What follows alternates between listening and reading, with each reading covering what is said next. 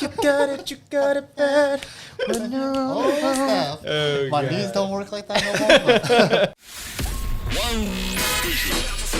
You are now tuning in to Kickspot with Jinu Park and Migs. And we're back here at the Kickspot. You see how my hair just went? Yes, I did see that. Different haircut for season 2. But yes, it is season 2. It is. It is season 2. This is our second recording of season 2. Episode 2. Okay, I was like, second recording. I don't know what that Episode meant. 2. Okay. Episode 2. We recorded the first one while we were driving, which was kind of right when it worked. Gino's like, "Oh shit, it worked!" Yeah, we gotta do a show. We gotta do a show whenever. I know. So Work hard and play hard. that was tight. Look at that. And my dog is now barking. Yeah. Welcome back, welcome back, Kickspot. Welcome back to the COVID edition. Yeah, to Kaya barking. Where we're on still on at show. home recording our shows. That's right. But today we have a very, very special guest, and my cousin just walked in. Okay. Getting her lashes done. Shout out to Jill Fajardo. You know what I'm Okay, saying? there we go. Get it done. But we do have, she's not our guest, but one of our good friends from our, I would say, business to business consulting time when we were doing door-to-door sales. His name is the one and only DK. David Kim. Hey. What's good, fam? Welcome, dog. Welcome. Been a long time. Welcome to the show. I haven't seen Jinu maybe 2 years. That's crazy. Yeah. I haven't seen you in maybe almost a year, maybe 6 months. Six, 7 months. Yeah. Since this whole quarantine Yeah. went down, so Yeah, it's crazy Good to because see we everyone. did meet through the whole door-to-door thing, the B2B business, but then DK, you and I went to high school near each other, Yep. but didn't really know each other Oh. in Seattle, which was really crazy. Yeah. My mom used to own a smoke shop near his high school. Oh. Yeah. So y'all be smoking So my mom probably after knew school. him. yeah, I was probably My trying mom to buy probably knew him. cigarettes when I was underage. Oh, damn, that's crazy. My mom was slanging, you know what I mean? But here's the thing. So actually, our topic today is going to be amazing. So me and Gino, we've been wanting to talk about this for a while now. We wanted to do an episode regarding our background, which, we came from a sales background, and we felt like we learned a lot from doing our door-to-door sales. Gino spent about 7 years in Sidcore, and DK, you spent you're still somewhat in it. Yeah. So that's like over 10, 12 years now.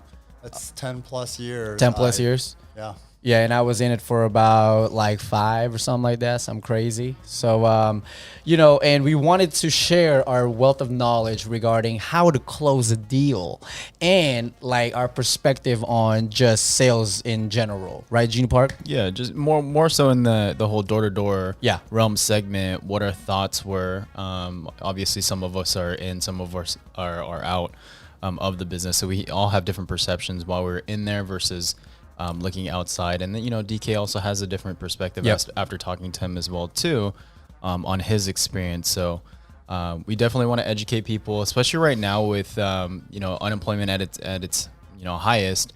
And, the biggest opportunities within businesses that they're recruiting for are sales positions. So our goal also is to be able to help anybody that is curious about sales, that wants to dig deep into that may not necessarily have the confidence. We want to be able to dumb down the sales process for those people so that you do have an opportunity within certain organizations. Yeah. But first, DK, we do have a little thing that we do with all of our guests, and it is a little quiz section. Okay. And it's a quiz section just to get to know you multiple and choice? your No.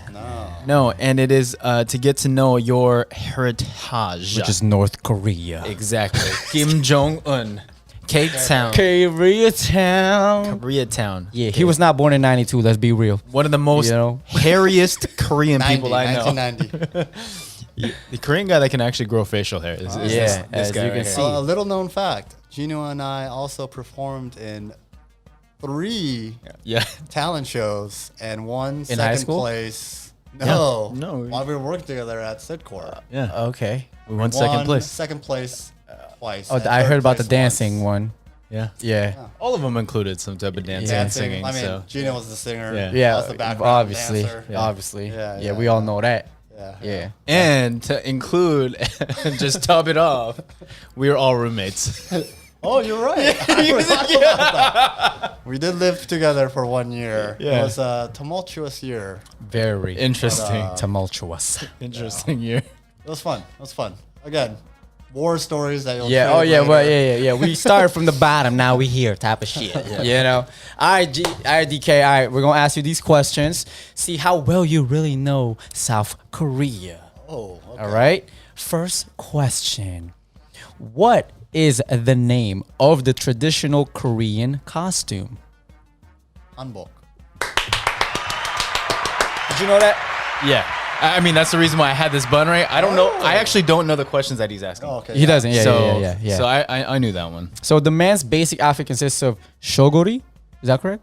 It's a jacket. that's- I don't know. Oh, I'm just saying it's giving me a little bit more information Okay. about the answer, which is actually pretty cool. You know. All right. Second, since you guys didn't want to know, never mind. Next question, then. What's a good one right here? Okay. What is a national living treasure of South Korea? Jeju Island. No. Living treasure? Yeah, it says the question. Okay, you know what? That's a weird question because I was gonna say chestnut or so the answer to that Indo dog. no. So what is a national living treasure? Answer is a performer or a craftsman. what? So if you consider, I guess, an individual like a national living treasure, you'd be a craftsman in Korea, I guess. You know, yeah. All right, let's see here. Where are you getting these answers? I know. Okay, right here. Even I'm clueless. All right. What is Fox News. what is the largest island in Korea? Jeju Island. Jeju Island is correct. Man, y'all both like cheating off each other, y'all. Jeju Island, also known as the Penis Island. Yep. Is that really? They do have a honeymoon spot. I thought it was Gochujang. They have bunch a of- lot of penises, Yeah. penis statues Yeah. in Jeju Island. That's a great statistic. It's supposed to like promote fertility, and you go down there and you're supposed to make, some baby making music right there. Oh, okay. Some JE, y'all. Yeah, Some yeah. 112. A lot of couples go down there just to Okay. get away from their families. okay, all To right. do their deed. All right. Hey, thank you for that information. Yeah. Next question. What is the most popular Korean surname? Kim. That is correct again. Hence, David Kim is his last name. All right. Like 50%. About Yeah. 21% of Koreans share this name. Well, only 21%. One crazy phone book. That's what it said here. Oh, so Kim Lee Park? Park. Yeah. Yeah. Lee, Choi, Yeah. Pardo. Random ass Korean. All right, I'm gonna try it a little bit more harder for you guys since you guys know everything Korea right here. Oh, this is for DK. I'm Yeah, not- I'm saying- all right. This is exciting for me. This is our first Korean guest. oh, this is a good one right here. What color is line 2 on the Seoul subway map? I want to say it is light blue. You want to take another guess? What color is line 2 on the Seoul subway map? I know y'all seen this. I was also there like 15 years ago, and I I was feel like- probably really. I feel like you guys know inebriated this when I was song. taking the subway, but I would say the red line. It's the green line. Oh, sorry, Green line. I was going Okay. through all of Green them. But hey, I feel like you knew it though. Like I don't know. I I have was a imagining feeling. the map, but it Yeah. could have changed. I haven't been back in a long time. All right, so that's 3 out of 4. So you got one more question. All right. Oh, here we go. Here we go. Here we go. Here we go. One more time. Okay. All right. What is the name of the residence of the president of South Korea The in Blue Seoul? House. The Blue House is I didn't know that. correct. Wait, how did you What is know it? It's that? called the Blue House? Yeah. Oh, I didn't know that. Yeah, it's What is it? It says it's known. It's like the White House, but It's called the Blue House. Blue House, Oh, okay. Yeah, known locally as the Seongwade. The Blue House sites on a site known to have been affiliated with the leadership of South Korea since 1104 AD. Yeah. Good job. I mean, Man, that's really good, dude. I drive a Korean car. I have a Korean phone. I don't Korean own girl? Apple products. Korean girls only. Nah. Well then, moving on. All right, so DK, we appreciate you joining our little game show here at the Kickspot. You are basically A true Korean. Yes. I was gonna say that none of our guests have scored below a 50%. So thank you for continuing that trend. Yeah, for sure. So you guys question on their ethnicity. Yeah. And our whole purpose is because we want to let the audience know that America is a fusion of all different types of cultures, and Absolutely. so when you go out to Korea, sometimes for me they don't necessarily think that I'm Korean. They always say I'm American. When I come here, everybody's like, "Oh, you're Asian." So Yeah. Funny story. So most Koreans don't have facial hair, yeah, right? And I Okay. get Japanese a lot. yeah, Yeah. So even when I was in the airport, they I were, can see that. like the Ajana stewardesses can speak Japanese and Korean. So they spoke But to you in they Japanese started first. speaking to me in Korean. Oh. And my Korean's, it's pretty good, but they're like straight up talking to me in Japanese. I'm just Arigato gozaimasu. You're like, Hi. 안녕하세요. Hi, yeah. I took Japanese in high school, but we didn't really learn much. in Meadowdale? Yeah. Oh, I didn't go know to, like- Meadowdale had a. Yeah, you just go to Uwajimaya, watch Totoro all the time. Yeah. Oh, okay. Yeah, Man. I had to go to Mount Lake Terrace to learn Japanese. Oh. So I did You Japanese. kind of at look first. Japanese too, though. Oh, Yeah, you know, man. You that's should do the 23andMe. I want to He do did. it. I did. He did. Yeah, I did. 100% Korean. no, No. It says South African. like 5% Japanese. 5%. Yeah. So back in the day, Yeah, back in someone the day. got, Dang. Someone got knocked up. yeah. In the war. Comfort women. Mongolia. Okay. Sorry. All right. So speaking of the B2B business, let's just start off like in general. What got you guys to join the business? I mean, because it's not the most sexiest. Like to give the audience a background, literally, there's no preset appointments. You're seeing, 50, 100 businesses a day. You're getting rejected left and right. And then after law of averages kicks in, you'll be able to get 1, 2, 3 accounts or whatnot, right? So it's not sexy at all. So what got you intrigued in the business? To be honest, I got personally recruited. I don't know if I would have started through the normal interview process. So my best friend was taking a year off from dental school. It's a little hiatus you can do, defer essentially. And he had started with Ted in the SoCal group and, hit leadership, super pumped, how that goes.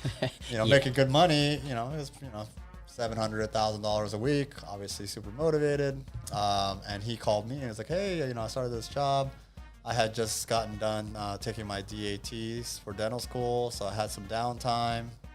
And essentially, I was at home for the first time in probably 6 years for 2 weeks. And he was like, hey, come out here, you can have a job. I was like, okay, how much can you make legitimately if I work hard? He's like, at least 500.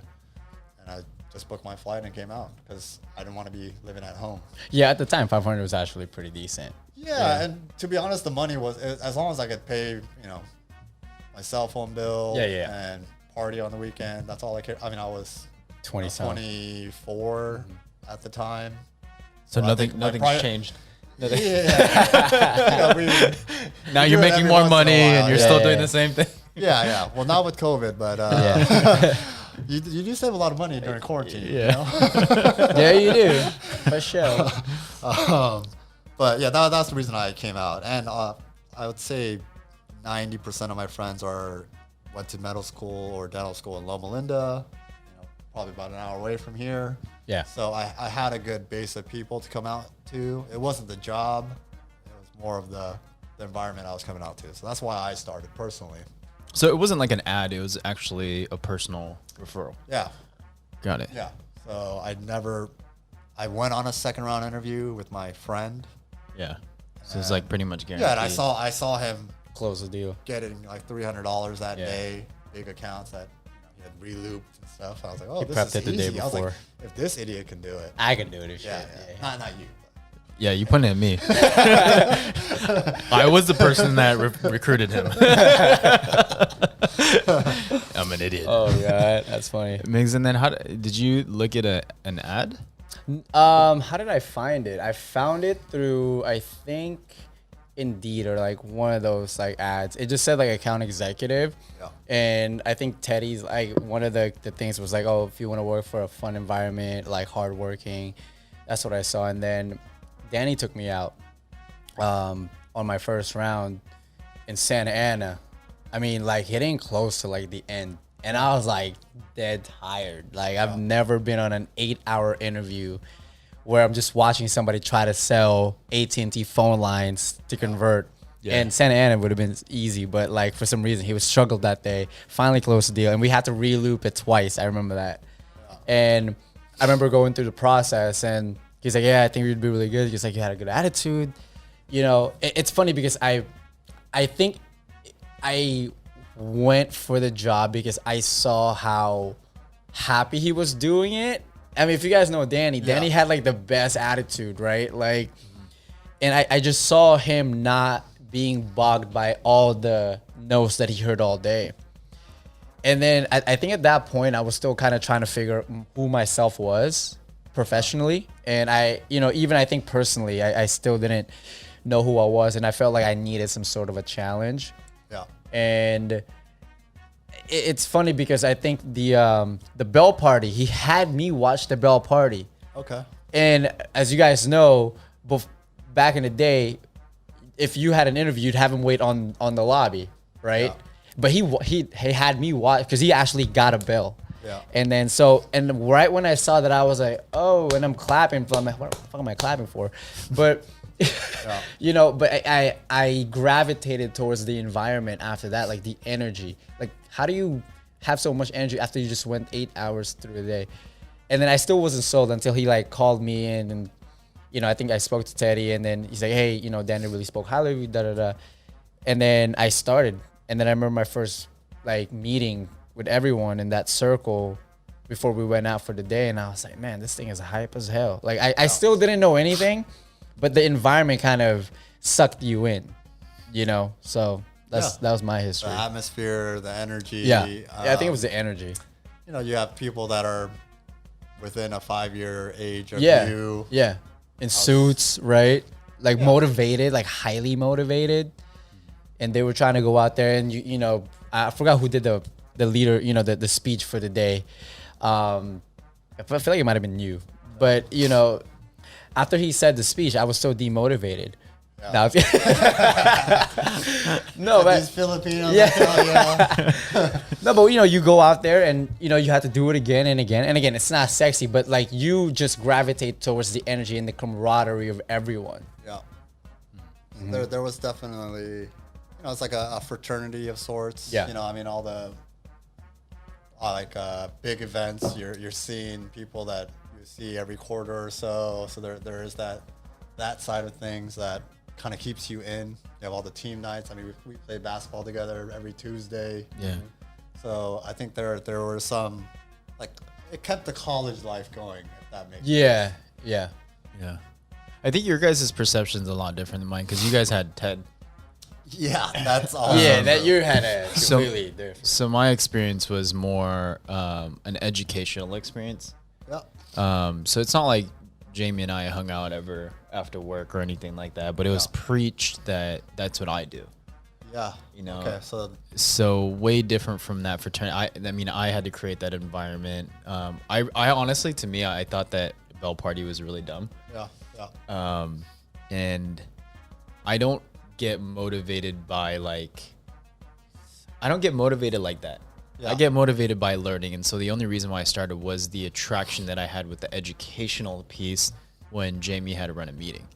But when it came down to Bell Party, I criticized it so much. And I still criticize it till this day because I felt like that was just a way for people that need motivation every single day to just like constantly be motivated. And those are the types of people that I felt like would never become owners. Got it. If that makes sense. Because, who's going to motivate you when you're by yourself, like in the trenches trying to run a business? Yeah. That just, it dawns on me. But yeah, my experience is a lot different. I left during my interview. Okay. And then you still ended up starting. Yeah, so I left in the middle of my interview. Ironically enough, I had no clue what was going on. Yeah. And then they're like, okay, we're ready to go out now. And I'm like, where are we going out? Yeah. And then so he's like, we're going to go see some clients. And I'm like, oh, we're going to see clients. Okay. So there's cool. already some people that you already know. Cool. And the hotel that I was staying at was actually the same exact territory that he was at, ironically enough. So you were still up in Seattle. Yeah. So my friends actually came from Seattle to LA for training. So the only reason why I interviewed was because I was like, I want to see what stuff is out here. So as my friends were training in the hotel, I just applied, and then I applied to something called, sports minded people. Yeah. And so I applied to that, and then I go out to my territory, or Andrew's territory, and literally he's pitching across the street from where I'm staying at. Wow. And then the very first door, it just opens the door, and it's like, I told you never to come here. Yeah. he's got one of those. So in our line of business, you want to track everything that you do. So he has a tracking sheet full of all these scribbles, but you could tell he's been revisiting that area a lot. So literally, it's like, hey, I told you that I was going to come back in a month because you might need some supplies. And they're like, no, we don't need anything from you. He's like, okay, I'll check back next time. And then he closes the door. But the comment that he made afterwards was like, oh, she's a bitch anyway. And I was like, okay, that's the very first door. So I just had a really sour taste. And when he told me that he was going to break down the business, I was like, hey, I'm just going to go home. Mm-hmm. And he didn't believe me that my hotel was across the street. Yeah. So he literally followed me in. And then I had the key card, walked in, and then he was like, oh, I didn't believe you. Yeah. And I'm like, no, I really do stay. I'm not going to lie about it. And then he started crying. Yeah. And then he was like, hey, I'm going to tell you the truth. I'm about to get fired. So I guess apparently the only reason why I got to go out with this guy was because he was on the verge of getting fired. Wow. So if he had hired me, then that would have been him staying. Yeah. Huh. So he started crying, and he's like, it's a poor reflection on me if you don't go back. And I felt really bad, and I was like, fine, whatever. I didn't listen to opportunity meeting, nothing. No. And then I just left. But my conversation with Jamie was actually very intriguing. Okay. So after that, I put in a 2 weeks notice and then just moved down. Wow. But yeah, my experience was a little bit more different. When I met you guys, I was like, these guys are a lot younger than us, and they're more wild compared to like. It's funny how who you experience the business with, that's how it gets portrayed. Yeah. Right. Because I still remember going to other offices and going, man, this office is whack. They got a bunch of freaking duds in here. I'm being judgmental, obviously. Well, that's how we were, all of us. Yeah, because we're competitive. Yeah, he taught me how to be like that. like a dick? Not fly.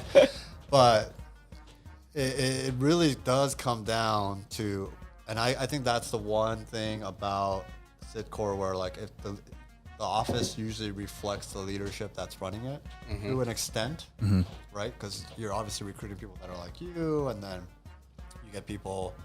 Well, you're not hiring people that you wouldn't hang out with unless you have to. Yeah. And we've been there before. Yeah. So I think the person that brings you in definitely, I know Danny, and super positive golden retriever type. Andrew, if I'm thinking about the right Andrew. Yeah. Not the most positive. Yeah. Socially awkward. Yeah. Zeitler. Yeah, Zeitler. Oh. Yeah. I love the guy just because he's just I know he means well with everything, but to be able to have me on and then try to get trained by him, I told him to leave me alone during my trainings, and I was just going to go by myself and do it. So just a very, very, I didn't necessarily get training from anybody. I just had to learn the systems and then just trial and error and figure it out, But that was my experience. But a true story, though, I had people within Sitcore that actually asked if there was a way to work in Teddy's office, would you do that? So behind closed doors, there was a conversation with me going over to Ted's office, but that never happened. Interesting. Yeah. That'd been crazy. Yeah, it would have been all of us. That'd been crazy. It was so funny because when I started, my friend brought me in. He also brought in his best high school friend and me. So we were just a powerhouse.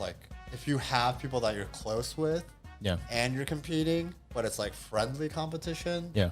Then it's you have this energy that you're feeding off of, where like I just have to perform, and then your attitude's just so much better, and like you're becoming the the leading pack. Mm-hmm. Yeah, If you have for that, sure. I think that obviously pushes. That's where like if you have like a one-on-one battle with someone you hate, and that can really affect you negatively. Yeah. I'm sure you had people that pushed you, and then people that like brought you down in your office. I'm gonna sound really cocky, but No one touched you. Nobody. No, I think honestly, I was like the best cool rep ever. Yeah. Like, I don't care what anybody says. I felt like I was the best. I could hit any other record if I chose, like, and it's only because I taught myself. Yeah. And I already had the mentality of like being an artist and going to Alderwood Mall and me slinging CDs and having people reject me left and right based off of like me soliciting them for something that I was passionate about. My and that's when like internet and everything started going crazy. So I was already getting criticized online about like how much I suck at singing. Yeah. So I already was Used to the involved. hate. I was already I was yeah, used to all yeah. the hate, and I was like, Yeah. fuck that. I don't care what other people think. Like, I think for a good like maybe 3 or 4 years of my life, I was like down because I was like, man, this is taking so much. Like, I get internet trolls. Yeah. Like when they troll you, it's like it took a lot of effect on me because the whole internet concept was just so new. Yeah. So you thought you took it for face value. Yeah, I did. And then after that, I was like, you know what? Fuck this. Like, I'm going to get away from life and just do my own thing. And then so I just felt like there wasn't a competition. I didn't feel like anybody in there. I knew Ryan Willett was a guy that would compete a lot too. And I love that guy. He's like doing extremely well, runs his dad's business out in New York now. But like as we matured together too, it was like, oh, it's really great to have like somebody like that. Yeah. So I'd say maybe when you mentioned that, he's the only one that I could think of, but I never wanted to like bash him or I never wanted to like do better. I only want to do better for myself. Yeah. So it was like an internal thing for me, but nonetheless, like obviously, Migs, you're out of it now. What got you out of it? I mean, why didn't you stay with it? We've seen a lot of like great people come in and out of that business. That like even when we're Facebook friends, like we see a lot of our friends like doing extremely great things, right? So what got you out of that besides DK? Says DK pushed me out of it. No. I think for me is, because we had to build our teams, right? Like we had to continuously recruit and build. And I think I spoke about this on, like my episode was like, I don't think I didn't get to master recruiting as much as I wanted to master recruiting. I think what I had an issue with internally was I was trying to hold on to people longer than I should have held on to people. When I kept seeing the best, I kept giving them the chances and seeing the best in them because, one of the biggest things that I've learned throughout the years that I was working door to door was you gotta be an empathetic leader. But I didn't recognize until I got more professionally like experience was you can only be an empathetic leader for so much until you have to learn when to give up. Like when to give up with that person. Like if that person's not giving it to you, so you guys can hit the goals together, maybe that person's not good for your team. Like the chemistry is just not good. And DK knows who I'm talking about. Like I had this kid named Jay. Jay was like at the beginning was one of my biggest producers. I mean, we'll go out there, would kill it right away. And then Braden came along, and then when Braden came along, I found my right hand. And that's when I felt like I was going to take off. And like we started seeing it and I was on the AM track, right? And then I just needed to hit it for 2 weeks at that point because I had the team for it. But Jay just kept giving the drama. As much as like I felt like I had I wouldn't say a complete team because they were still like, I still felt like 80% of my team were weak. I was so just focused on kind of like the amount of people that I had for my squad. I had like one superstar. One. It was Braden, and So you'd say mainly it's because of the recruiting aspect for you to recruit top caliber people? Yeah, and at that time we switched over to B2C, right? We switched over to consumer side. So we were, instead of going business to business and going through offices, we went over to going through houses. Yeah. And it's a lot more difficult. I feel like it's a little bit more challenging recruiting from a business to consumer side than on a business to business side. So I think what the listeners also need to understand is that it's not just the B2B sales that we're doing. We're working on 100% commission. And then we are also trying to build our teams. And so convincing somebody to work on 100% commission so that you have an opportunity to lead people or become what we call an ICL, independent contract licensee, where they get to utilize a Fortune 500 client to open up your business. That was ultimately the golden side of things. So you could be an entrepreneur. So hopefully that makes sense on what, as far as for recruiting wise, because I think people are like, why does he have to recruit and why is he, going and selling at the same time? Yeah, I think that was the, not to cut you off, but the one sticking point that I had was that, the manager role was the golden ticket.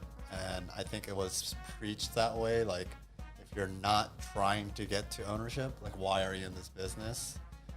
And that was the one thing that rubbed me the wrong way, because I thought there were so many valuable things that you could learn if you just signed up for a year, and you really worked your ass off, and you learned all the fundamentals of sales, and being able to walk into a room and freaking grab everybody's attention.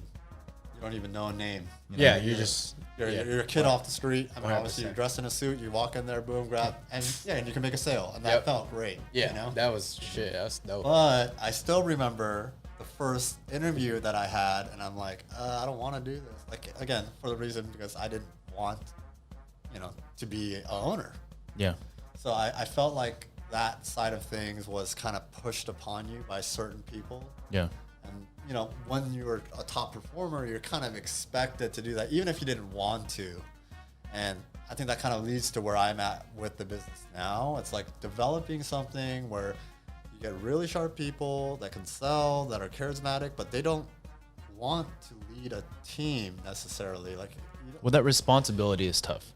Yeah. You could be an entrepreneur and work for yourself, by yourself. Yeah. But I think in the nature of that type of business, multi-level marketing, their structure was the only way that you could become an owner is if you're also managing and leading other people while doing your sales. And to be fair, the payment structure was Based on that. Because it wasn't big enough. Like you could not be a field rep and live forever. Like, if you're fresh out of college and you don't have many expenses, you're not trying to start a family, like you could, but for it to be feasible to start a life, like the ownership path was the only way, really, right? Technically. Yeah, and there's a lot of misconceptions too, because you have multi-level marketing firms like Sidcore. There's also DS Max and some of these other companies as well too, but I mean, it's give or take. If you want a company that has a foundation that's able to invest into R&D, Sidcore is probably the play, but at the same time, you make less as an owner. Whereas other multi-level marketing firms that I got recruited for when I was an owner, their payment structure was way higher. Their reps got paid way higher, but they weren't as, I would say, sharp candidates because there wasn't a structure built. So based on the listeners, you can choose between which one you prefer. But that's probably the reason why that a lot of the owners within our organization didn't make as much money. I mean, I lost a lot of money during the time when I came out of St. Louis. I was like negative $50,000 because I was charging my credit cards just to try to pay my people. I was going out in the field to make sure that they were good. That they were, by the time I closed down, I told them, I'm just going to stay open until you guys find jobs. And I did that for every single one until they left. But I took on the burden of, my lease for 3 years. And that shit was tough. So. No, and trust me, there's the goods, the bads. And I think if you're looking at trying to find a new job in the sales space, like, understand what you're getting into and, don't buy into the hype of like, if you come into these type of offices, you have to be a manager. I think it's great if you sign up for a year and like, that's what you're trying to get out of it. Like, I'm going to get an internship experience, but I'm getting paid for it. Like, if that is what you want to do, I think that's great. But if some guy is trying to tell you you need to be a manager, you know, like listen to your heart, and like that's when you can part ways and be friends. But if you stick around to meet someone else's expectation, that's when I feel like feelings get hurt. Because like, and again, you become close with your mentors, and they're asking you like, oh, you can be an owner, you can be great, you can be a consultant. You're like, why wouldn't I want to do that? Yeah, I think I've ruined a lot of relationships. Yeah. At Sidcore, not with those people, but people that were part of my team. Yeah. That I had great relationships with, but because of that, that pathway, it's like, oh, you don't want to do this? Yeah.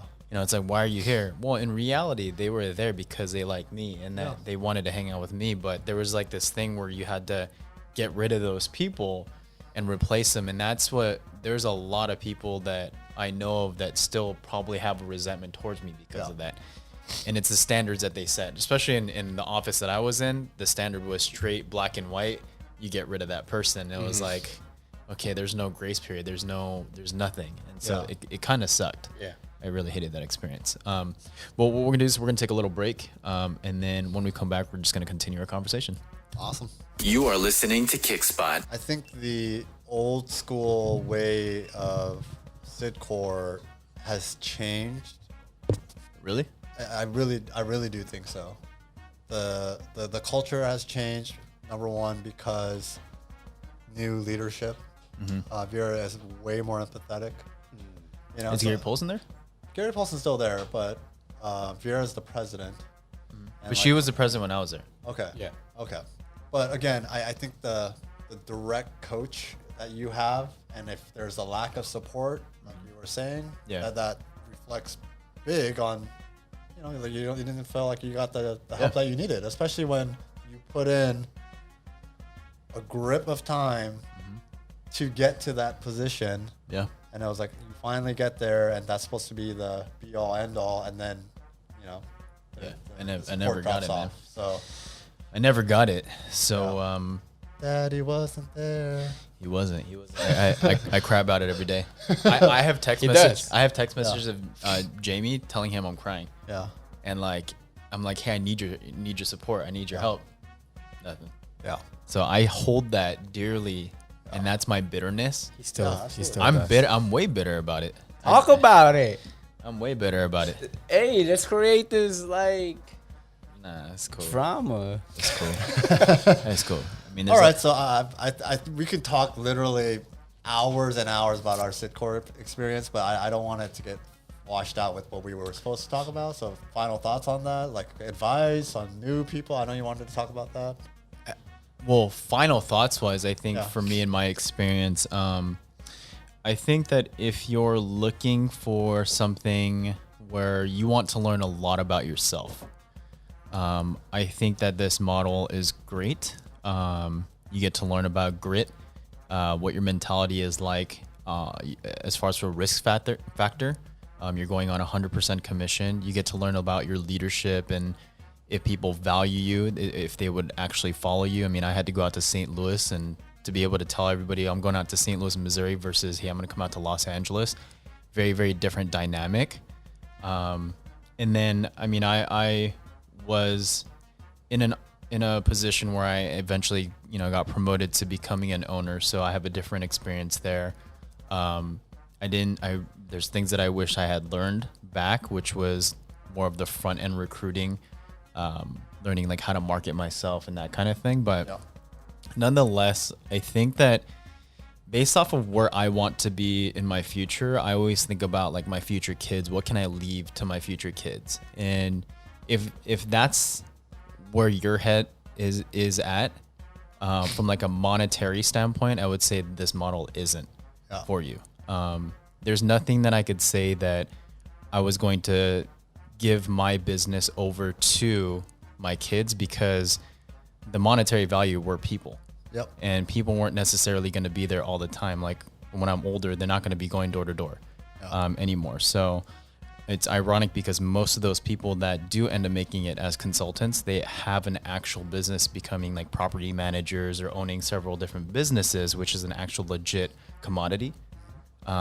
But I would say that, at the very end, you couldn't own your own actual business. I couldn't market my own way when I wanted to. I had to follow their rules. And marketing and doing sales in Los Angeles is way different than in the Midwest. And I wish that I was able to have that opportunity, and I never did. Yeah. So that's my take on it. Okay. And what about yours, DK? For me personally, again, I think the 1 year educational, give it all you got, that would play better to someone, especially if you do not have any work experience, because every rep that I've had in my office that learned the systems and the groundwork well, not the recruiting side, the sales side, they have always left and done really well in any other field, because you know how to work your ass off. I mean, 80 to 100 doors is, you know, your feet are hurting. You're hustling. Like that type of work, right? Yeah. And, you know, I still remember when Jose went over to finance. Like, dude, this is so freaking easy. Like, you know, everybody's like, you know, like, he's like, oh, how do you work so hard? But he's like, I'm barely working. Like, barely. Oh. You know, so I think if you take that, but yeah, when it comes to running an office and that's going to be your livelihood and your baby, I really think the success rate is not what it is preached to be. Yeah. Mm-hmm. So you got to understand that if you're going to be starting this business and you see yourself a consultant, like, you better be the fucking best. Yeah. And you better be able to stick through anything. Whatever. Yeah. Right? Like, if that is the only mentality you have, yes, you can get there. It's not going to be, I think it is downplayed at how hard it is to run a business. And I mean, I was 25 when I opened up my office and I was running a business. Mm-hmm. I fucking didn't even know how to file my tax returns, you know? Like, let me ask you this question though. But knowing that nowadays you see people with social media creating businesses, technology has made it so much easier to run a business and make money now. So knowing what you know now, if you were to still be an owner, would you be upset at the fact that you could be doing something like that? I think yes and no, because, you know, you can't go back in the past and start something. And there are plenty of kids that do well with YouTube and all these social media platforms, and they sell stuff and, you know, clothing lines. I mean, you know, I always wanted to start a sneaker line. I know you wanted to do clothes. Yeah. Maybe if we started 10 years ago, but most likely, just like any other business, it would have failed, right? Unless you had that same mentality of no matter what the fuck happens, I'm gonna be successful. Then you would have had something like a fear of God line or something like that. I know that was a big thing that you wanted to do, basics, right? So I think the tools are there, but I think there's plenty of people that still can't take advantage of those skills and tools now, right? Yeah. Because unless you're passionate, like you said about your music, you're willing to go freaking stand at the mall and sell that shit. Yeah. But I'm not going to sell someone else's stuff. You know, that passion has to be there if you wanted to get to that level. Yeah. That's my thoughts on. I think it's just the marketing aspect that I just couldn't get over. Yeah. I want to be able to market my own products. And I couldn't, and me being an artist and having that creativity, I had so many ideas of what I wanted to do, but I wasn't allowed to. Yeah. So maybe you held on a little too long, right? And, yeah. For me, I mean, Jose knows, because I was sending my guys. I was hitting doors too at the end, years straight, every day with the guys. Oh, I did it even as an owner for 5 years after, during my time. Yeah. I think I was counting. I missed a total of maybe 14 days. Yeah. Since the beginning of when I opened my office in St. Louis till the end, and my guys will tell you the same exact thing. And I worked every single day on the weekends to try to learn how to recruit. So the time you put in, obviously you're reaping the benefits of it now because of the skills. Yeah. But no, I agree. The client thing is what really, rubbed me the wrong way too, because AT&T would lie and they'd be maybe you need to blurt that out, But they'd be like, we're gonna give you new leads. Just hold on a couple months, and then I'm sending my guys to the same neighborhood And it's the same leads that like we did like 2 weeks ago. Yeah. I'm like, all right, well, maybe I'll send Jose instead of Jay because Jay was black. Yeah. And that'll work. You Yeah. know? Like, Yeah. So Content. the freedom piece is very big in running your own business. And we didn't have that. And I don't think you could call yourself a true entrepreneur within that system. Yeah. But educationally, you know, I think we're going to talk about that. But there are certain invaluable skills that I definitely learned when it comes to just closing and simple transactions, building relationships. Those are all things I think that us three were great at. I think 100%. And Migs, what about you to close it off before we get into? I mean, I think it's just, you know, you guys spoke on it already. But just to add on, I think it's definitely difficult to have the creativity within that world. If you wanted to be a business owner, I think there's no creativity actually, because you have to succumb to their process and procedures and the products that they want you to sell. However, if you are fresh off school and you don't know what to do, you're looking for a job, especially nowadays, and you're looking to challenge yourself, find yourself, and better yourself within your first 2 to 3 years coming out of school, and you couldn't get the job that you want, maybe going direct to consumer sales, door to door, either business to business or business to consumer. And I don't know if there's still 100% commission, you know, nowadays, but when we were doing it, I mean, we were eating kimchi for weeks and weeks in, you know, and rice. I mean, hey, don't be talking shit about kimchi. I'm not, bro. I still do that. I love kimchi now, man, because Eat that shit in the blue house. But I think, you know, my last thoughts would be if that's something that you guys are looking for, you know, out of school, then this is a good starting point. I mean, David and Jinu talked about the invaluable skill sets that I've learned that I still bring to what I'm doing now, you know, working for a big company, Fortune 500 company. And DK is right. Like everything that I did, every job or every career path that I think I've been into two different corporate jobs ever since doing door to door, they've been the easiest. Because the biggest thing that it taught me, besides the work ethic, I mean, obviously we have to go out there, but it taught me how to communicate, and it taught me how, like, the principle of salesmanship goes further than anything that I've learned in, like, that anyone that has ever taught me recently in the past 5 years or 10 years that I've been out of the game. Like, literally, the way I communicate, the way I present certain things, I learned through door-to-door sales, and it's the best thing that I've ever learned. Yeah. You know, so guys, let's take the time to, I guess, educate, or if anybody wants to even learn about the basic parts of. No, you want to learn. Yeah. you finna learn today. You gonna learn today. Okay. Learn today. So, what are some principles that you guys found valuable? The biggest thing for me, I think, is like, you know, one of the top guys in the office at the time, he really ingrained this in me because I was pretty meek, and, you know, I was extroverted with my friends, but in a new group, maybe I wouldn't be as much. I was kind of, you know, not that confident in a new setting. And I still remember he told me, he's like, hey, the worst thing that could happen is someone tells you no.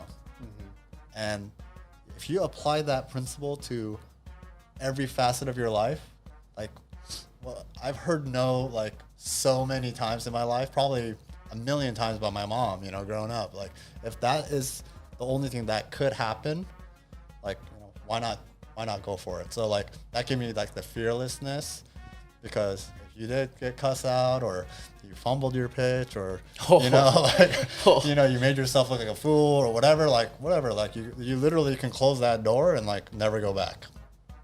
Right. And so that was the one big mentality thing that helped me out the most when it comes to sales. It's like, literally the worst thing that could happen is someone says no, and you move on to the next one. So, like, why not give it your all every single time?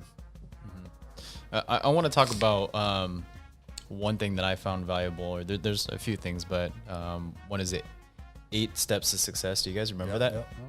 And so like that, I don't know if you guys ever did like hand signals. Yeah. I would always like make up hand signals. So one is be on time, be prepared. Be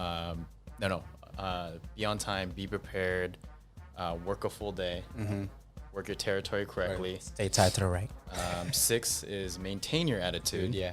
And then 7 is understand opportunity. And then 8 is take control. Oh. I think those were very, very valuable for me because it put some type of monetary thing for me. Yeah. Whereas when I would come back from the field, I would write down all 8 and then I would grade myself from 1 to 10 How you did on those how things. how well I did. Yeah. So it was like a really good, like, it's like going and getting your stat sheet after a basketball game, right? Yeah. Yeah. I would do that every single day. And then, if I'm not able to, coach, someone that needs help, I would actually get them to break down their day as well too. And then give themselves a rating. And then be able to say, okay, you made like $200 today, but this is the reason why you rated yourself, 7 out of 10 in maintaining your attitude. So, obviously a great job. But I think the 8 steps to success really grounded people. So if you're able to follow that system and grade yourself, I think that you have a higher probability of success. Yeah. Yeah. So that helped a lot. Yeah, for sure. I guess if you like minus the territory thing, I mean, you could apply that to any career, not just sales.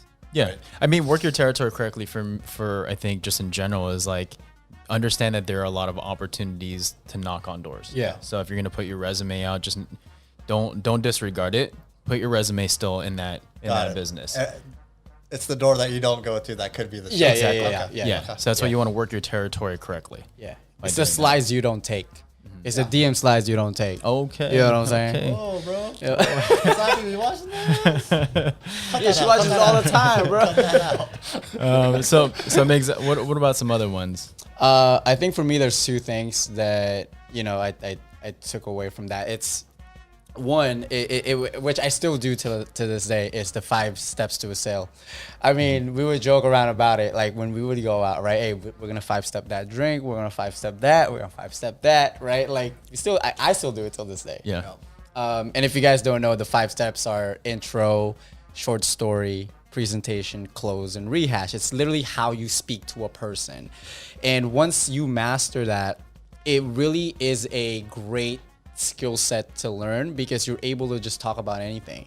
And not only talk about anything, you're able to convince somebody about a perspective or an idea of what you want them to learn or what you want to get out of that conversation. So That's give us an example.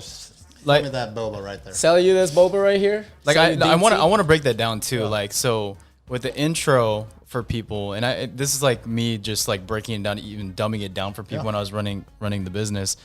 And intro is really just building a relationship and how important that is. Whether that's C factors, which is smile, eye contact, enthusiasm, using Fords, family, occupation, man, I'm going to the refrigerator, dreams, sports or And shopping. we're like chanting like that. Yeah, it's like we're doing this all over again, right? So the intro was very, very important, and this is actually what everybody forgets in sales Or messes up. They just go right into introducing themselves Yeah.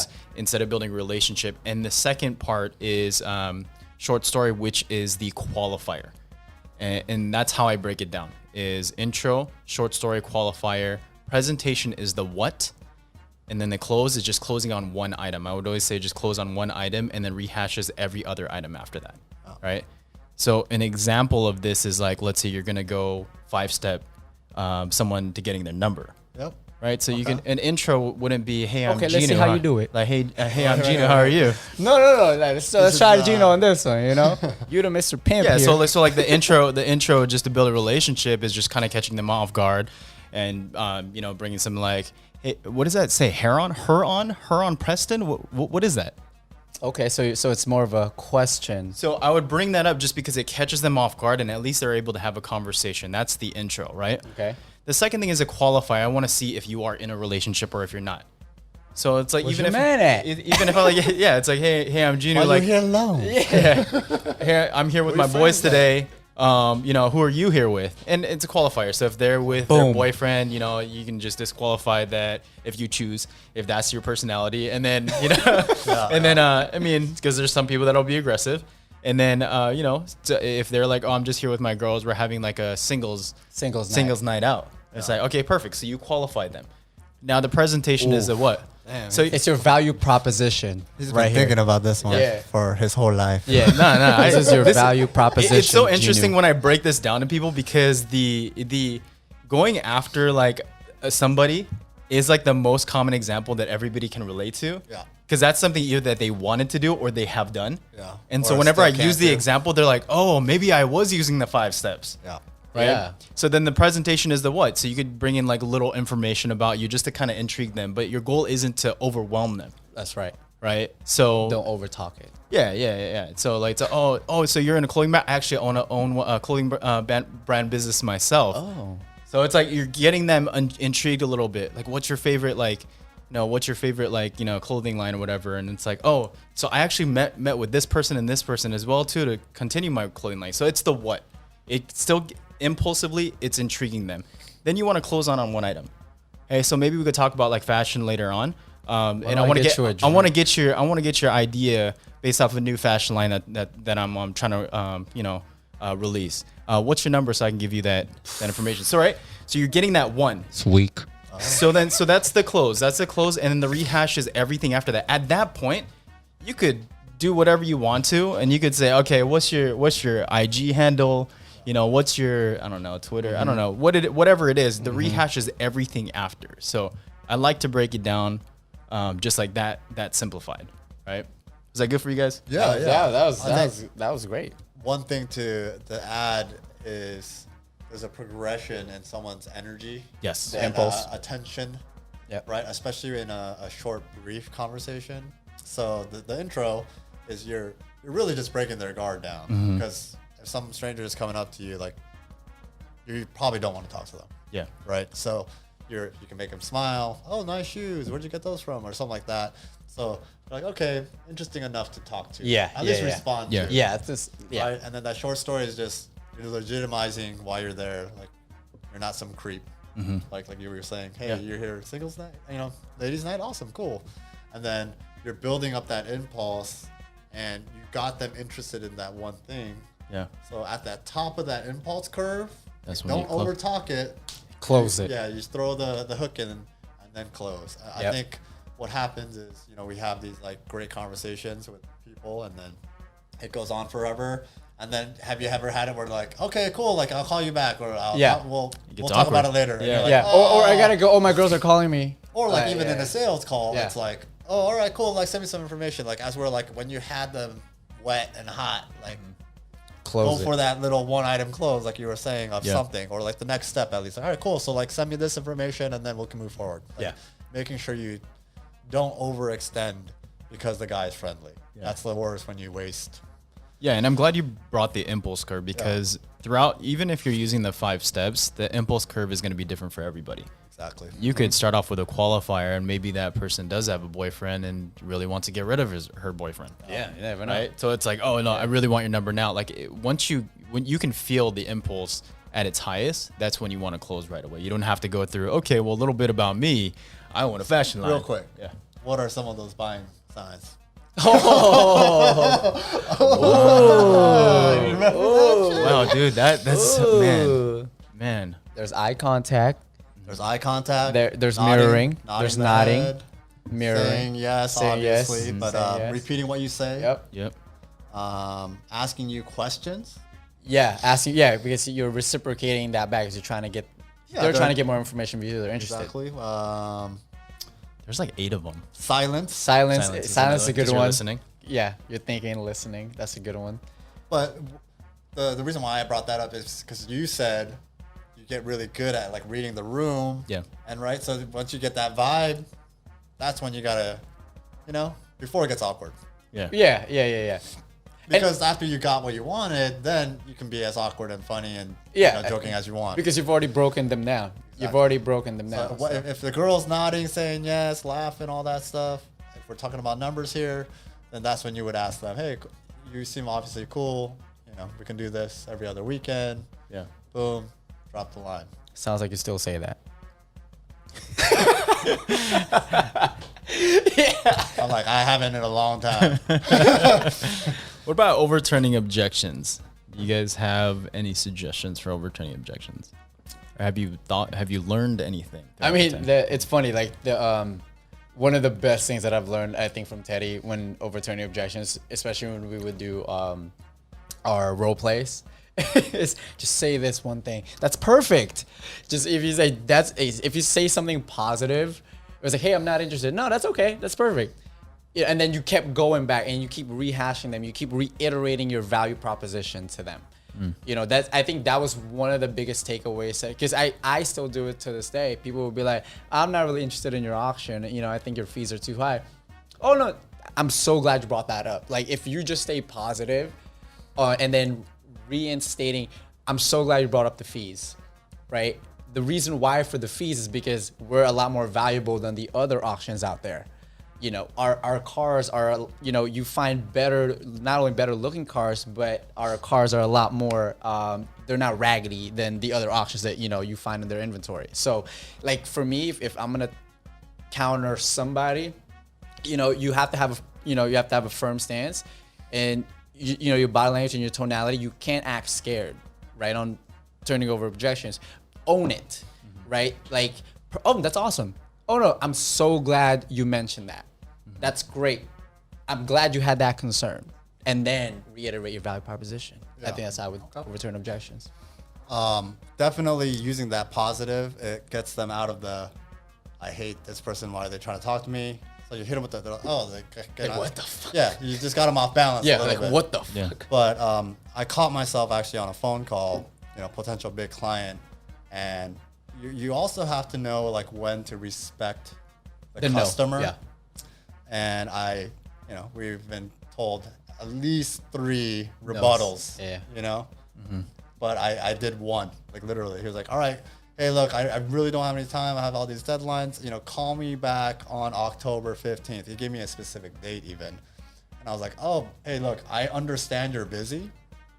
You know, and that's why, you know, I'm actually trying to help you out, because you're so busy. You can't even look into your finances. And he's like, did you not listen to anything I said? Yeah. And like, usually you're trying to just repeat what they said. I couldn't even get that part out. So, but he did give me a specific date, which I didn't catch up on. Yeah. And it's different when you're on the phone versus face to face, right? Because you don't really get to see their facial expression. So I can understand why he would say that and why you wouldn't be able to read that, you know, over the phone. But the repeat, relay, resume is my go-to, and it's the easiest, way to do it for me. I think for me, it's something that's called the holster theory. Okay, so the holster theory is like, let's just say, for example, you are stuck in an alleyway, and there are 6 zombies that are there. Okay, and then in your chamber, you have 6 bullets. Yeah. What do you do? Save 1 bullet for each zombie. Perfect, right? Because what you don't want to do is you don't want to use 6 bullets on 1 zombie, right? Can't blow your load. Yeah. Exactly. So as far as for a lot of people that just get themselves into sales, they get very commission breathy. So as they're overturning objections, they bring in things that aren't necessary. Yep. 100%. Right. So all you want to do is you want to, exactly what Migs said, as far as for bringing a value proposition afterwards, you want to overturn that objection just at one time. If they give you an objection, to overturn it one time, then go back into value proposition and see where it is, right? Then they're going to bring you another objection. Yeah. And then you want to be able to give another, bullet per se, and then give a value proposition. But ultimately, you don't want to tell every objection. And let me add on to, when you're bringing up a value prop, when you're pitching somebody, I think that what's worked for me is once you start overturning their objections once or twice, they're gonna start seeing either you're just in it for the sale, or you're really in it for what they need that product for. Like you're starting to smell it too. Like if you're really a good salesman, right? Like the 3 of us are, then we would really go, oh shoot, like I just connected with you. Not only did I overturn that objection, like I'm able now to connect with you as a person. That and then they're gonna start asking questions about, wait, how much is that again? Like, how long is it gonna take for you to bring that product into me? That's when you know, like, okay, you just saw the value in me. And then at that point, like we were talking about the impulse curve, right? At that point, they're still hot. You better not over talk certain things. I think sometimes at that point, a lot of salesmen just keep bringing all these information and stuff that like it doesn't even pertain to that one particular thing that connected with them. Then they over talk the sale as opposed to, hey, like, so how's your day going? Like, then shift it. Like, to me, what's work is like I start shifting certain things and start not talking about the product and getting to know that person. The sale would stick a lot further, and then the relationship is started building. Right?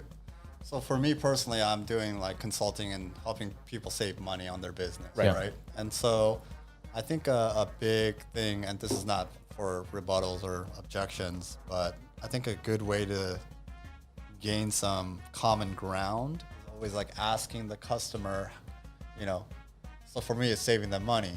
So it's like, hey, you know, with COVID, how's your business going? Number one, has it been down a little bit? And they're like, oh yeah, you know, I wish I could have a little bit more capital. And then you're like, ding, ding, ding. Like you already know why they need your service, right? So like understanding their need. And if they don't need your product, like, yes, you could shove it down their throat, but that's not how I want to do sales. Exactly. Anymore, right? Because we're not impulse salesing people anymore. Yeah. I mean, even a verbiage that I like to use is, would that be a value to you? Yeah. So if you're saying like, hey, my goal during this meeting is to make sure that I give you all the tax credits to save you money, would that be a value to you? Yeah. There's nobody that says no to that. Yeah. Right? So eventually they say yes. Another verbiage that I like when it comes to from the value proposition to the close is, which one do you prefer? Yep.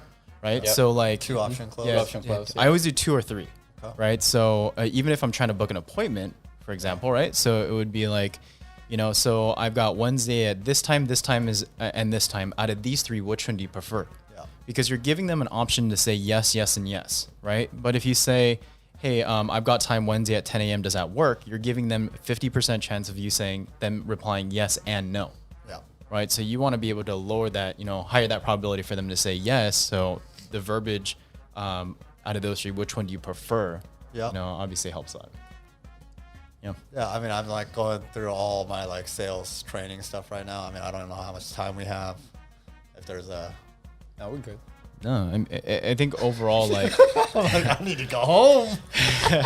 No, I think overall, I think it's just good to just get the basics of like, you know, teaching the audience like what we've learned. And, you know, I'm sure when it comes down to like complex sales, it's going to be a little bit different. You still got to tweak it, but at least the base is still there for people to understand. Right. Yeah. And I think it's also, you know, a big part of sales is if you're going to have some sort of foundation, is you're going to have to build a certain mentality.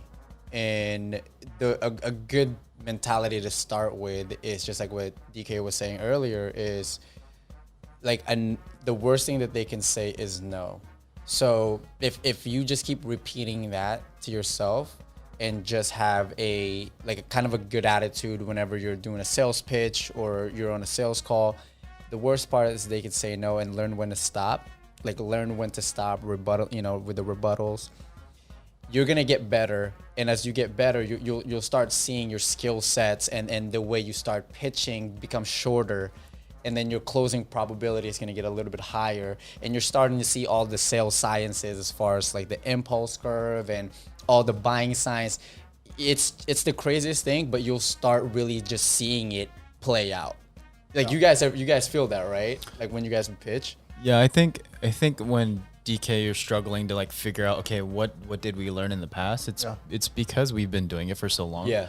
That it becomes second nature, that we don't really realize that that's exactly what we're doing. I was saying like there's so much to talk about, and it's coming into my head. Like the terminology. I'm like, I didn't, you know, buying signs, that was like not on my head for like the last 10 years. Yeah. But it just popped in. I'm like, oh, buying signs. Exactly. The stop sign. I remember drawing it, you know? Yeah. But there's so many different things that we did learn. And I think talking about it, especially with 3 people that have been through it, like there was a lot of shit that we learned. Yeah, and a lot of it was, you know, through experience. Yeah. As where, like when I'm pitching someone, I'm going to talk to them just like I'm talking right now. Yeah. Because you can pick up on tonality, right? And customers are human too. So like if you're like, hi, like, you know, you have that crazy like phone pitch voice and you get like entry levels that do that, or like people you're training, you're like, dude, you cannot talk like that. Because you literally sound like a movie salesman. Like, you want to mirror the customer as much as you can too. Like if your tone is just relaxed and conversational, like you're not selling them. You're really just qualifying them to see if you have what they need. Yeah. So do you guys feel like sales from the time we were doing it to now, like do you guys feel like it's a lot more different, or the principles are still the same? I mean, there's books now that, you know, old school sales tactics doesn't work anymore. There's books like that are out. But so how do you guys feel about how sales is 10 years ago to what it is now with all the technology boom and social media? I think it's going to change. I think you have so much AI that takes over, and that there's automated messaging, automated systems. Like I remember sending an email to somebody, and it was generated through AI, and it was like, oh, if you would like to make an appointment, you know, just click here, blah, blah. When I contacted the customer, he's like, oh, I don't remember making an appointment. He's like, oh, that must have been my AI. And I'm like, geez, like the way that things are done now, we have to be a lot more intelligent in more of the tech space. And so the human element of it is starting to become gone. So I don't know what it's going to be like in the future. Hopefully not in our lifetime, like where as we're older, like we have to learn a new trait and new skill set to try to get clients. But I definitely think it's going in that realm. I think it's starting to become a lot different. Yeah, I think the level of monetary value with the sale is directly correlated with if there needs to be a human involved. Like, I'm not going to go to an insurance agent, me personally, because I can find a better rate myself online. Yeah. Right? But like, I'm also probably not going to buy a house off Zillow because I haven't bought a house. So you want someone that has expertise in that field. If you don't have it, then you're going to need someone. Yeah. If you are very well versed, like I know you've been, doing stocks, where stock trading, like, I'd probably ask you about it instead of trying to do it myself and like, throw some money at Robinhood app or something, right? So I think with the level of money going into a sale, that's where you need that human expertise. And that's why the mid-market space, I think that the salesman will always be there, because you need someone consulting you on it, as where, like an internet package, like I don't need someone like some 20-year-old kid telling me that fiber optics is better than, or office supplies for that matter. Like there's Amazon that just kills all rates. Like, you don't really need me to pitch you on cheaper office supplies. And so, and generationally it's different too, because like, an old ass businessman that like still uses the phone book, maybe he does need your help. Yeah. So you're trying to find that one fish in the sea. It's different, so, but I think the higher the sales goes, the more people you need. So that's good for us, because, obviously we have more experience and we would love to sell higher ticket items, higher ticket services. So you guys don't think that it's like the art of salesmanship will be extinct? No, like a $1 billion merger, hungry? like you're not going to do that over the internet. Like you're going to have a sit down meeting. There's going to be a lot of back and forth. Like without that human element and the trust, like you're not making a $1 billion merger, right? So again, the higher you go, you need that professional salesmanship and just human relationship. Like I can look you in the eye, like you're going to sign this tomorrow. Perfect. We're going to get our lawyers on that deal. And I think it's a different sales process, to be quite honest. Like the stuff that we talked about, it's really dumbed down. But at the end of the day, when something's more complex, like it's another person knowing exactly what I'm doing if I'm just utilizing that same simplistic method, right? So what you're saying is like you really need that human element. That's something that really can't be taught. It's that relationship that you have with somebody. That's not a, hey, let's do an intro, short story, presentation, close, and rehash. It's like, hey, how much do I like you? Do you have my best interest in my business? Exactly. Is it going to be a win-win? That's more of a human element, not necessarily like a whole sales type of like system. So I think that's what's going to change a little bit more. Yeah, I mean, and then especially like sales with longer sales cycles. Your intro might be a 30-minute call. Right? And then your short story is a follow-up email with information. That's right. And so the sales cycle definitely dictates like how the impulse curve, works. And the higher the value, the longer it takes. You know, like you don't sell a house and Right the next day. Yeah. like you knock and they're like, I'm gonna sell your house, and they're like, okay. Closed. Sure, why not? Yeah, but like if you visited them multiple times and you work with the neighbors, then you're gonna be able to build that relationship. Like, oh, you know, Jose sold that house, and now it's like becoming like, oh, he's like cares about this community, and then he becomes the real estate agent for. He's the Filipino of the community that sells houses. Yeah, it'd be me. All the Fajardos. Yeah, and I know you're in consulting. Like, you know, what would you say? Like, you know, how does all those principles apply to your sales cycle right now? I think it does get difficult because it is more, everything's remote. So it is more on the phone too. So, you know, what we're used to is really just, I mean, a nice looking suit, some guy just coming in. It's like, man, why is he working so hard in a suit and he's still sweating? Yeah. You know, it's like, man, it's like as a business owner, you're like, man, I remember I used to do that. So there's like some type of human element there, and we don't get that element. Some sweat equity. Yeah, it's all remote. It's all over the phone. People don't know who you are. You just have a little profile picture of what they think you look like. That's filtered, and Of course it's filtered. and then they're like, oh, maybe this guy's an attractive person or not. I mean, that's the only way they can base off of. But you know, I think that when it comes down to complex sales, it is a lot more different. So what would you guys say like your sales style is? Like what kind of salesperson are you? I'm actually just upfront because what I do is HCM, human capital management consulting. So it's from an employee's life cycle, from, you know, pre-hire all the way down to retirement, from benefits, 401k, how to streamline a process. So I know a lot of companies that do the same exact thing. So regardless, I'll tell them the truth. I've already researched all the competitors for them. And I'll tell them if it's based off of pricing, if it's based off of service, if it's based off of technology and streamlining a process, if it's, you know, trying to figure out how to do PPP loans, forgiveness, like it really depends on that actual customer. So I'll let them know, I'll ask them exactly what they're looking for. And most times people just look at pricing. That's all they say. And I'm like, I have no problem discounting whatever you want to. I just want to make sure that if I'm going to discount it, it's going to be the right fit for you, or else I'll suggest another company for you. Right. So I'm just a straight shooter. I don't like to waste time, and I'd rather be honest with the customer. And if they lose out, they lose out. I was a failed business owner. I don't want anybody to fool me. And so I give that same respect to other businesses. What about you, DK? What was the question again? So like what kind of salesperson are you? Oh. Do you have a style that, you know, or? I'm just indifferent. Yeah, hell yeah, you are. Legitimately, like if I close you or not, like there's thousands of businesses, and I think like understanding like the value, and you should be repping a product or a service that you legitimately know will help their business. Yeah. Oh yeah, for sure.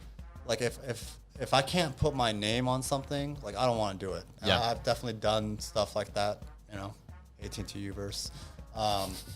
It's the best picture ever. It's fiber optics. Pixelated. You know, like, yeah. And then I saw it, like, you know, at a friend's house. I was like, oh, shit, this is picture horrible. quality is horrible. Yeah. So, like, obviously, we know to rep something that we really believe in.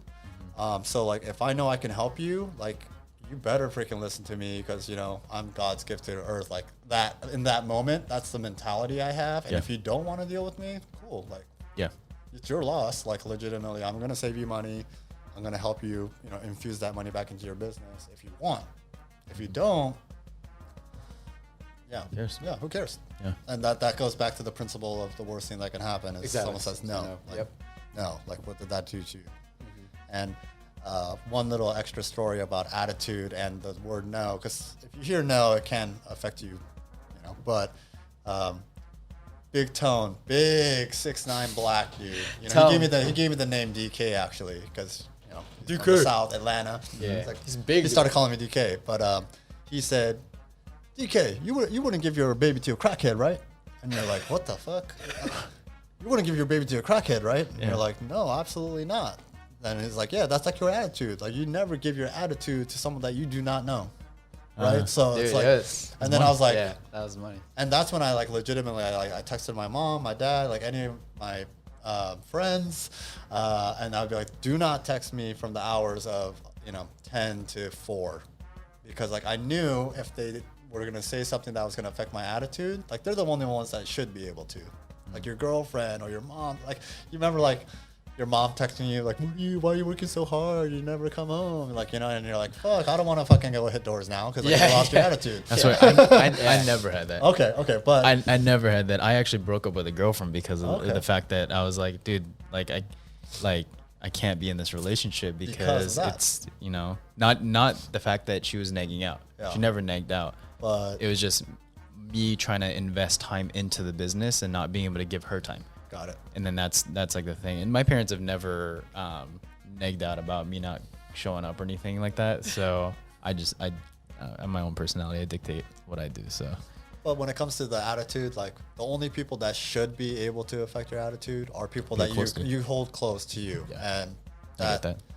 I mean, obviously, if someone starts talking smack and, you know, you got to say something, but I'm not going to lose my attitude. I'm like, hey, that's not sure. Like, you good? Yeah. Like, why are you talking shit? Like, you know, but like, no one's going to make me to the point where I'm turning into a Karen or what do you call the guys? Kevin's. Kevin's? Is it Kevin's? I don't even know. I don't even know Kevin, I don't think. Yeah, I do. I knew a few Kevin. That guy. But they ain't like that. Dang, all the Kevins in the world. All right. Well, DK, we really appreciate your time. We always like to promote our friends too on social media as well. Do you have a social media handle? I do. And your grinder handle? Yeah, you can talk about that one too. Nose goes. It's David Kim. I don't even. Instagram is davidkim.dk.something. I wouldn't even know. Well, I'll put it up right there for you. We'll put it up right Okay, there. I'll put it right up there. You can put my email if you need any consulting services for your business. Hey. I'd rather do that. Like, you know, I'm not here for the likes. I'm here for the money. You know. Hey. Yeah. And so you are able to find tax credits for businesses that don't even realize that they actually have tax credits. Yeah. So just a quick little blurb. Legitimately, $15 billion was claimed last year in R&D credits. 61% of those went to businesses like, you know, small to medium size. Yeah. But that other 40% is going to Google, Amazon, all these companies that have big accounting firms like Deloitte. That they can spend millions of dollars to save hundreds of millions of dollars. The average person uses their CPA. You're going to get your business tax filed, $1,500. They don't have time and they cannot bill you for any extra work. Yeah. You talk to CPAs during that busy season. Yeah. So you understand. So this company that we rep, BIS, they're able to look into your finances. If you have improved your business over the last 3 to 4 years in any shape or form, whether it's website, social media, new equipment, all that stuff can be claimed against your deductions and your liabilities. And the average customer, we're able to get them back, you know, close to $50,000 in tax-free money. It's huge. Huge. Especially with everything going on right now, that's huge. Yeah, and even if it's not, like, hey, 50 grand, a lot of it comes personally because most businesses are S-corps. So, I mean, if I had 50 grand, I'd be taking a nice little vacay to, I think Mexico allows us to go there. That's it. Yeah. Japan now, I think, also. But yeah, that's what I'm doing now. And obviously, I still do solar energy stuff. But yeah, David Kim at EnsoGroupInc.com. Enzo, like E-N-Z-O? Yeah, ENSO. ENSO. You can email me and I'll shoot you a line. There you go. All right, sounds good. Well, we appreciate Kickspotters for taking a listen to our sales episode. Obviously, a little bit more of an informative episode for everybody, but it was great to have DK here because it brought back a lot of great memories that we went through as roommates, even though he forgot that we were all roommates at one point. Yeah, it was that long ago. Yeah, it was like 10 years ago or something like that. So next time we'll talk about our talent show. Okay, let's do that. You got it bad. My knees don't work like that no more, but your voice does. All right, guys, we out. Thank you for listening to Kickspot.